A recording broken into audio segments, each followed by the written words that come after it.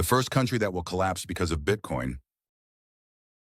Imagine a country, not in 20 years, not in 50 years, but maybe in the next decade, where the very existence of the nation state begins to unravel.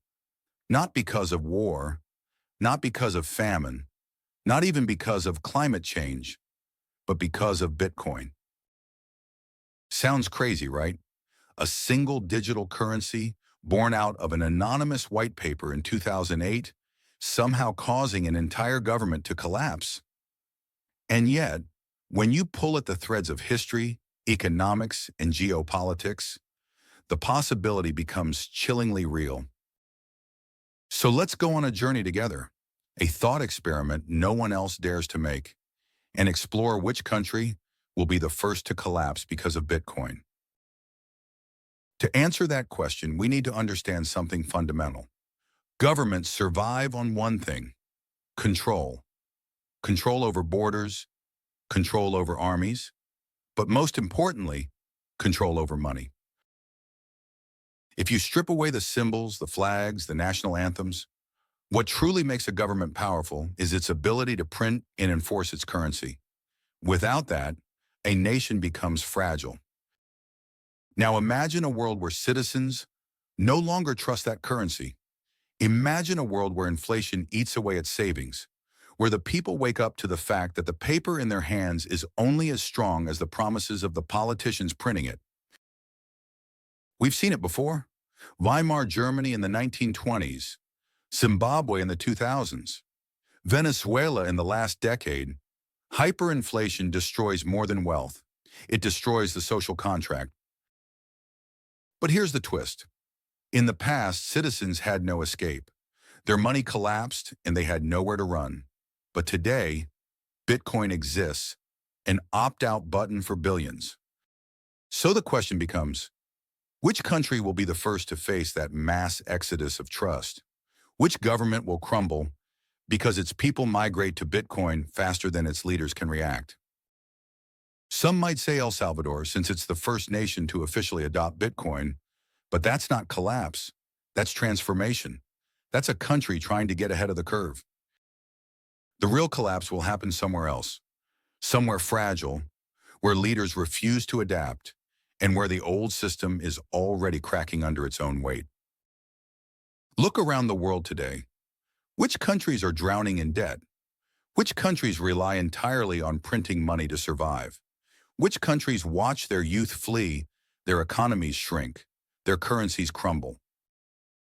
Think of Argentina, where inflation has been eating away savings for decades.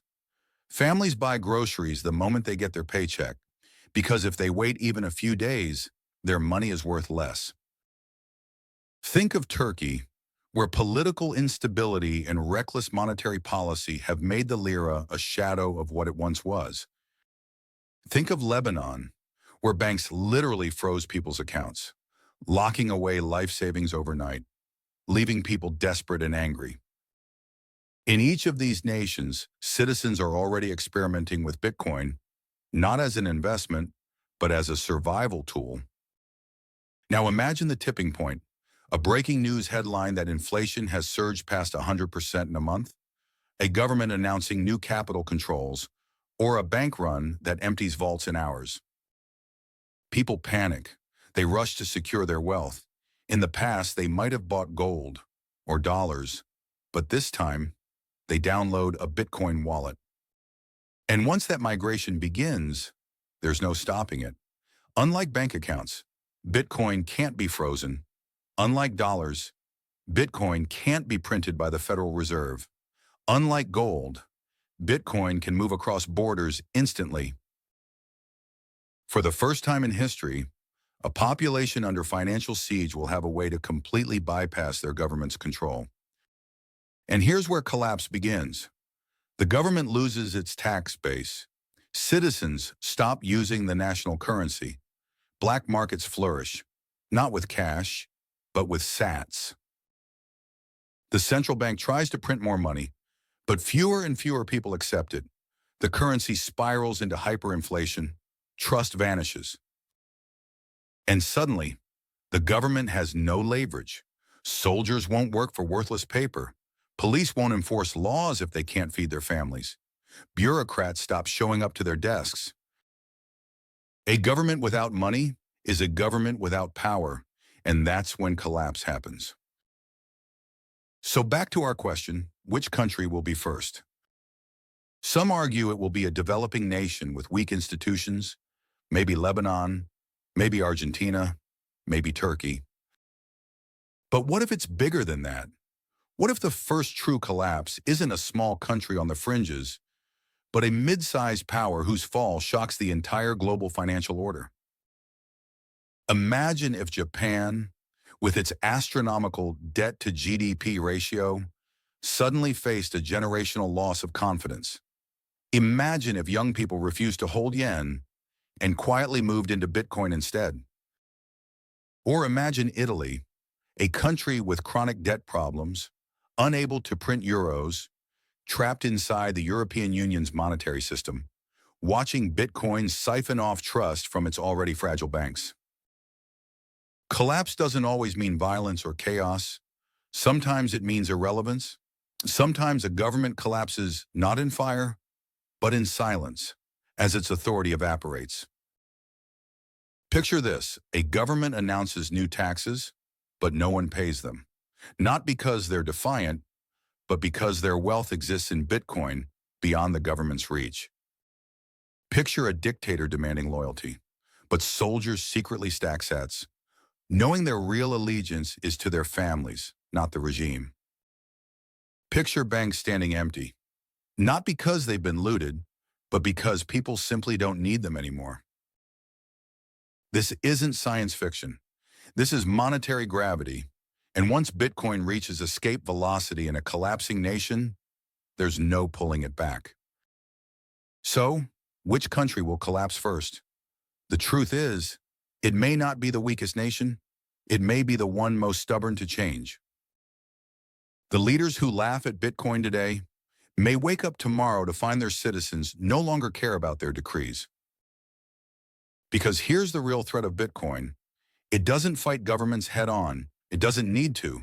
It simply makes them irrelevant. And irrelevance is the most lethal form of collapse. Now here's the haunting part. Once one country collapses because of Bitcoin, the others will notice. The dominoes will start to shake. Other governments will scramble to adopt Bitcoin before it's too late. Not because they want to, but because they fear being next.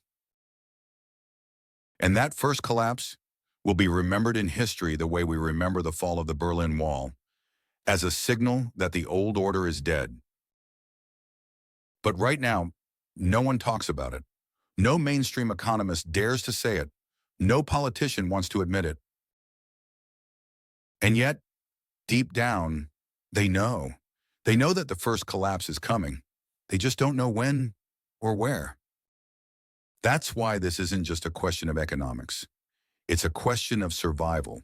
Which governments will adapt and which will die? And for us, as individuals, the lesson is clear. While governments hesitate, we don't have to. We can opt out now. We can position ourselves on the side of history that is rising instead of the side that is collapsing.